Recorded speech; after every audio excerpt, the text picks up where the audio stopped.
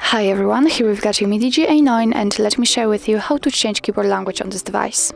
So firstly, let's open the keyboard, for example messages, it doesn't really matter, and now let's tap on the settings icon.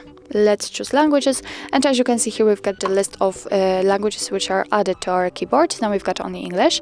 Let's tap on add keyboard in order to open the full list of available languages. So as you can see here we've got a lot of options to choose from, and I'm sure that you will find something.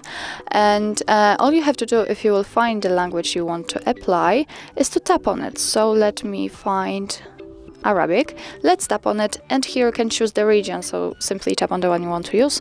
Here you've got the keyboard options, so you can choose one, you can choose both, it's up to you. Let's click done, and as you can see it has been immediately applied to our list. So let's go back to the keyboard, and here we've got two differences.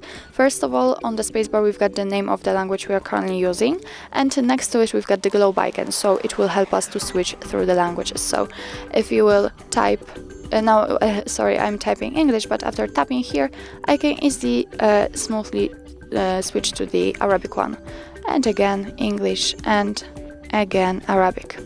So actually this is how to add a language to a keyboard. And now let me show you how to remove the language if you'd like to.